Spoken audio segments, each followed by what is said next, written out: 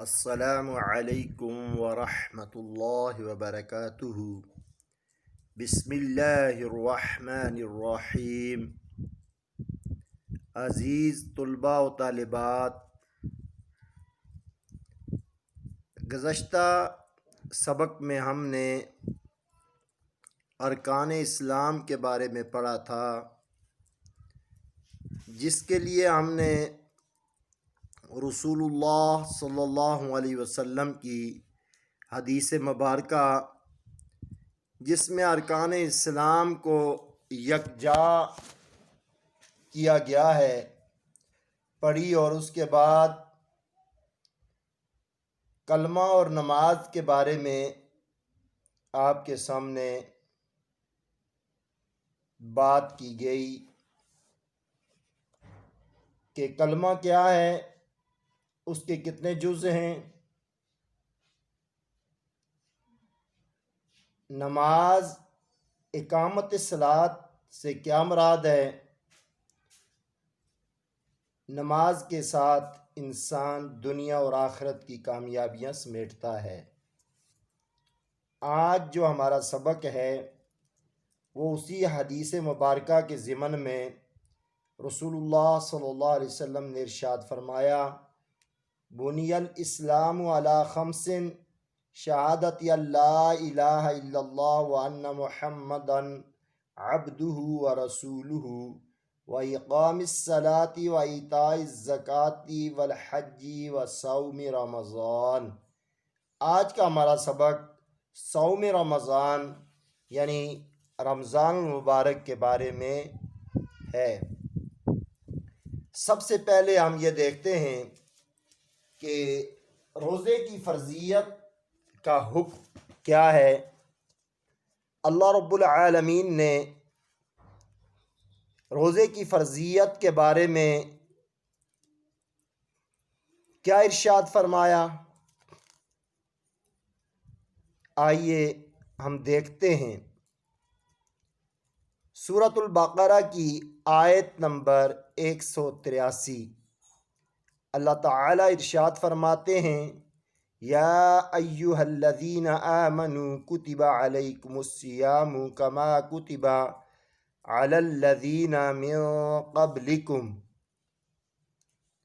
یا ایھا الذین آمنوا، اے ایمان والو، کتب علیکم الصیام، تم پر روزے فرض کیے گئے، کما کتب علی الذین من قبلکم، جس طرح کہ تم سے پہلے لوگوں پر فرض کیے گئے تھے، لعلکم تتقون، تاکہ تم پرہیزگار بن جاؤ۔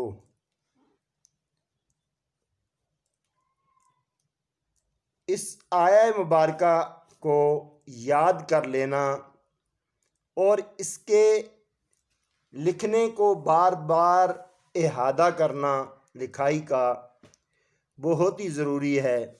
یعنی یہ ایک آیہ مبارکہ ہر طالب علم کو ہر وقت یاد ہونی چاہیے، کیونکہ اس میں روزے کی فرضیت کا حکم ہے۔ آپ کے مختصر سوالات میں یہ بھی آ سکتا ہے کہ روزے کے بارے میں اللہ تعالیٰ نے کیا ارشاد فرمایا، آیت لکھیں اور اس کا ترجمہ لکھیں۔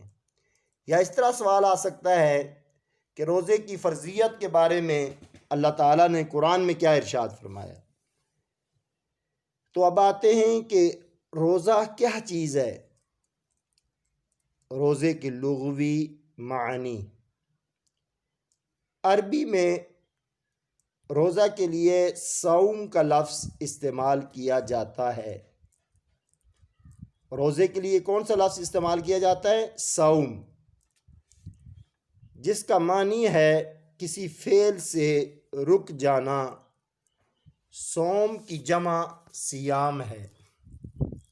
اصطلاحی معنی: صبح صادق سے لے کر غروب آفتاب تک کھانے پینے اور دیگر خواہشات سے رکے رہنے کا نام روزہ ہے، اور یہ اسلام کا چوتھا رکن ہے۔ روزے کی حکمت، اگر جو آیہ مبارکہ ابتدا میں پڑھی گئی ہے اس پر آپ غور کریں تو آپ کو خود ہی روزے کی حکمت کے بارے میں پتہ چل جائے گا۔ اللہ جل شانہ ارشاد فرماتے ہیں، کتب علیکم الصیام کما کتب علی الذین من قبلکم لعلکم تتقون۔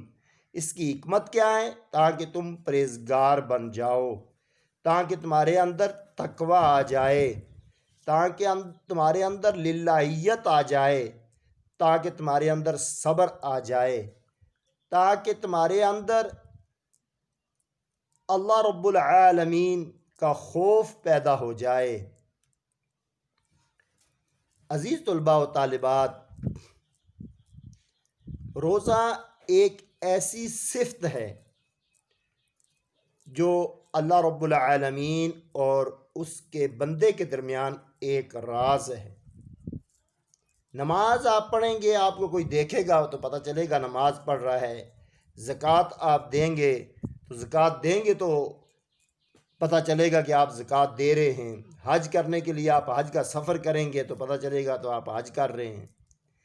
لیکن روزہ ایک ایسا راز ہے رب اور اس کے بندے کے درمیان کہ اور کسی آدمی کو اس کا پتہ نہیں چلتا کہ اس آدمی کا روزہ ہے یا نہیں، صرف اللہ رب العالمین کی ذات ہی اس کو دیکھتی ہے۔ آئیے ہم یہ دیکھتے ہیں کہ قرآن کی روشنی میں روزے کی کیا اہمیت ہے۔ اللہ رب العالمین نے نہایت بلیغ انداز میں قرآن مقدس میں ارشاد فرمایا، شہر رمضان الذی انزل فیہ القرآن، رمضان مبارک کا وہ مہینہ ہے جس میں قرآن اتارا گیا، ھدی للناس، یہ لوگوں کے لیے ہدایت ہے، وبینات من الہدی والفرقان، اور واضح ہدایت ہے اور فرق کرنے والا رمضان ہے۔ فمن شاہد منکم الشہر، اے لوگو، فمن شاہدہ، جو کوئی تم میں سے پائے اس مہینے کو، فلیصم، تو وہ اس کے روزے رکھے۔ حدیث رسول صلی اللہ علیہ وسلم میں روزے کی اہمیت،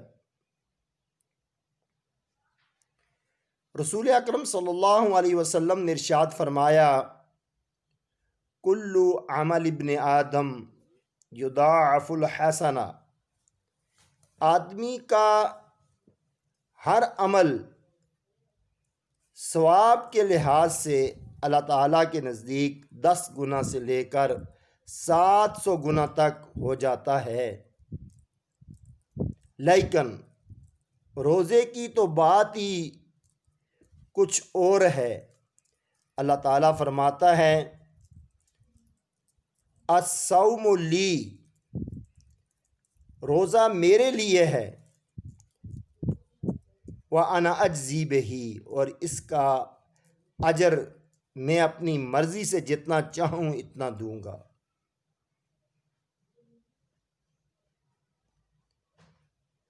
روزہ ایک ایسی اللہ تعالیٰ کی نعمت ہے جس کے لیے رسول اللہ صلی اللہ علیہ وسلم نے ارشاد فرمایا، الصوم جنہ، روزہ ڈھال ہے۔ یعنی جس طرح انسان ہاتھ میں ڈھال پکڑ کر دشمن کے وار کا مقابلہ کرتا ہے، اسی طرح روزے کی وجہ سے انسان بہت سے گناہوں سے بچ کر اپنے رب کا قرب حاصل کرتا ہے۔ روزہ مغفرت کا ذریعہ ہے۔ رسول اللہ صلی اللہ علیہ وسلم نے ارشاد فرمایا، ایمان اور احتساب کے ساتھ رکھے گئے روزوں سے پچھلے تمام گناہ معاف ہو جاتے ہیں۔ غفر لہ ما تقدم من ذنبہ، کہ جو آدمی ایمان اور احتساب کے ساتھ روزہ رکھتا ہے، اللہ تعالیٰ اس کے پہلے گناہ ختم کر دیتے۔ آپ نے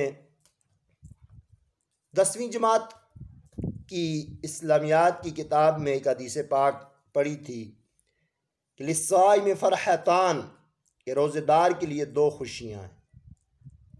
ایک خوشی افطار کے وقت ہے اور دوسری خوشی اپنے رب سے ملاقات کے وقت ہے۔ عزیز طلباء و طالبات، جیسا روزہ رکھنا بہت بڑے اجر و ثواب کا کام ہے، اسی طرح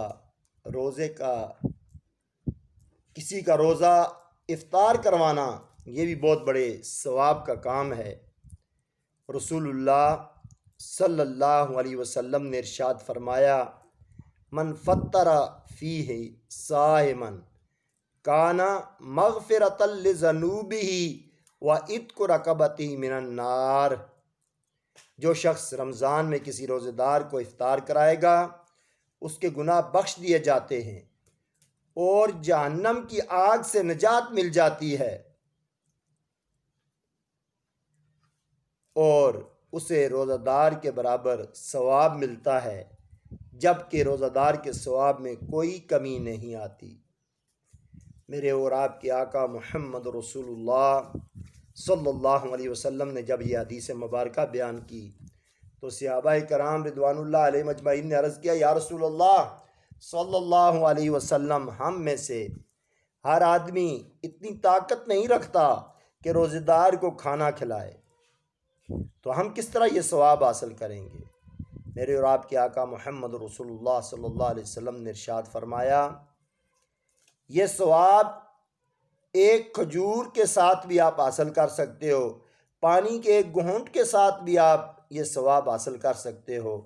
یعنی ضروری نہیں ہے کہ پیٹ بھر کر کھانا کھلائیں، بلکہ آپ ایک کھجور کے ساتھ، ایک پانی کی گھونٹ کے ساتھ بھی اگر آپ کسی روزے دار کا روزہ خلوص نیت کے ساتھ، محبت کے ساتھ افطار کروائیں گے تو اللہ تعالیٰ یہ ثواب آپ کو عطا کریں گے کہ گناہوں کی معافی اور جہنم سے آزادی کا پروانہ اللہ تعالیٰ آپ کو عطا کر دیں گے۔ ماہ رمضان کی فضیلت اور نزول قرآن۔ رمضان المبارک کا وہ مبارک مہینہ ہے جس کا ذکر اللہ رب العالمین نے خود قرآن مجید میں کیا۔ سورہ بقرہ آیت نمبر 185 میں اللہ تعالیٰ ارشاد فرماتے ہیں، شہر رمضان الذی انزل فیہ القرآن۔ رمضان کا تو وہ مہینہ ہے جس میں قرآن نازل ہوا۔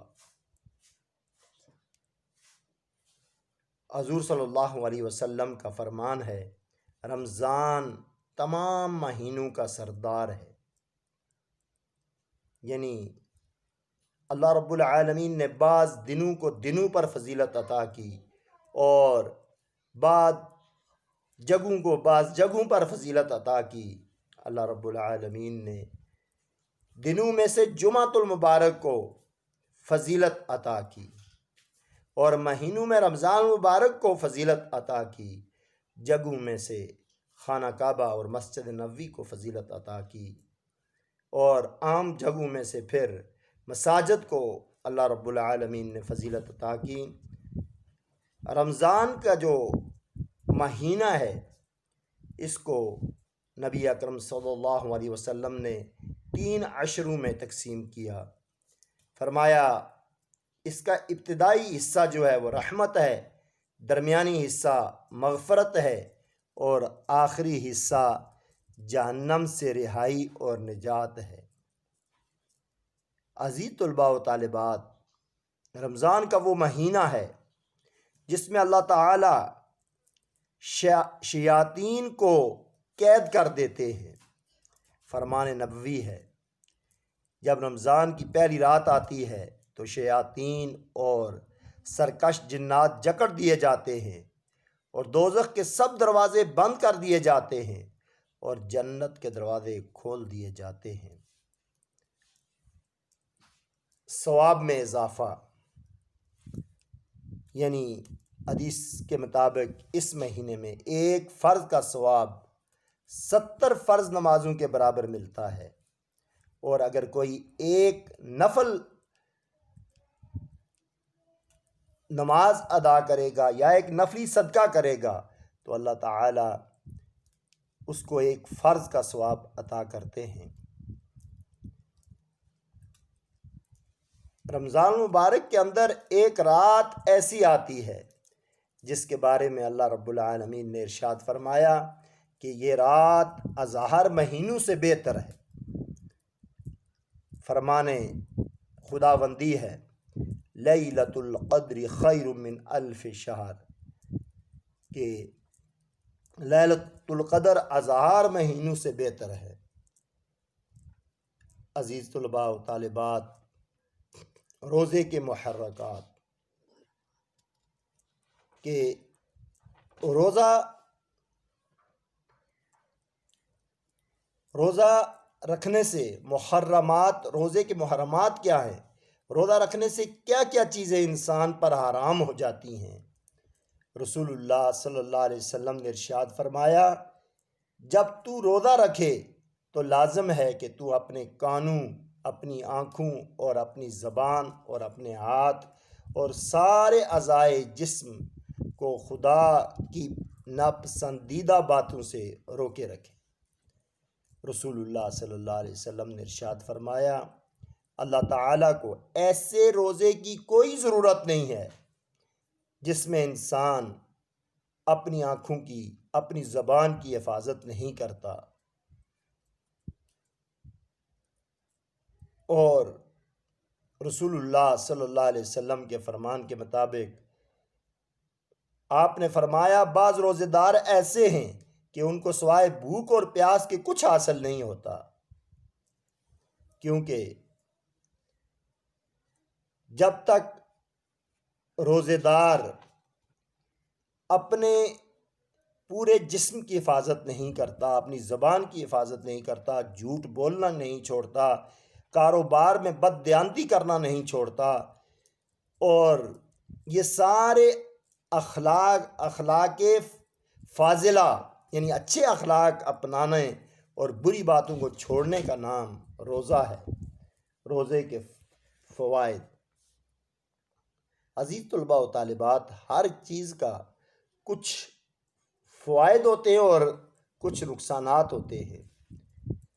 روزے کے انفرادی فوائد، یعنی انفرادی طور پر روزے کا کیا فائدہ ہے؟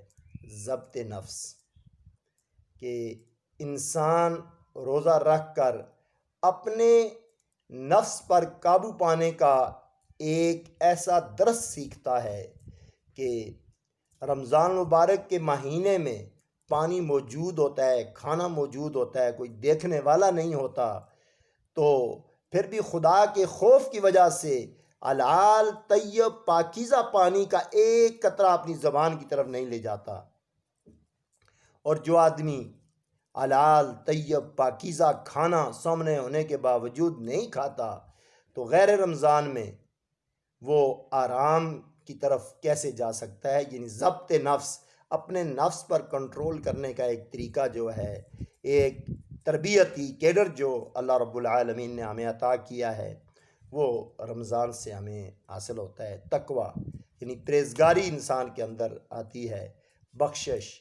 رسول اللہ صلی اللہ علیہ وسلم کے فرمان کے مطابق حضور نے جیسا کہ ارشاد فرمایا، غفر له ما تقدم من ذنبہ، اس کے پہلے گناہ معاف ہو جاتے ہیں۔ قناعت پسندی یعنی روزہ رکھ کر انسان بھوک پیاس برداشت کرنے سے انسان کے اندر قناعت پسندی کا جذبہ پیدا ہوتا ہے۔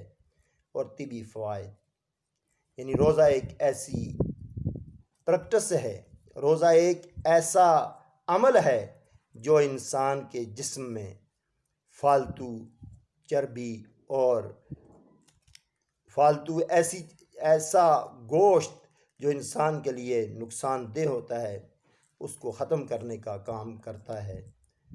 روزہ طبی فوائد میں ایک بہت بڑا فائدہ ہے کہ انسان کا جسم ہر قسم کی بیماریوں سے محفوظ رہ جاتا ہے۔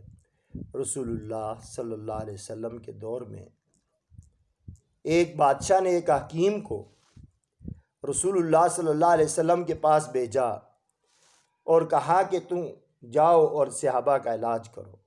کافی عرصہ گزر گیا، لوگ صحابہ کرام اس طبیب کے پاس کوئی نہیں آتا۔ وہ رسول اللہ صلی اللہ علیہ وسلم کے پاس حاضر ہوا، حاضر ہو کر کہنے لگا یا رسول اللہ مجھے آپ کی خدمت کے لیے بھیجا گیا تھا، اتنا عرصہ ہو گیا میں آیا ہوں لیکن کوئی بیمار ہی نہیں ہوتا، کوئی میرے پاس آتا نہیں ہے۔ رسول اللہ صلی اللہ علیہ وسلم نے فرمایا میرے صحابہ جو ہیں وہ جب تک بھوک نہ لگے کھانا نہیں کھاتے، اور بھوک ابھی باقی رہے تو کھانا چھوڑ دیتے ہیں۔ اس حکیم نے کہا بس یہی ایک ہی راز ہے انسان کی صحت کا کہ زیادہ کھانا انسان کی صحت کو بگاڑ دیتا ہے اور خراب کرتا ہے۔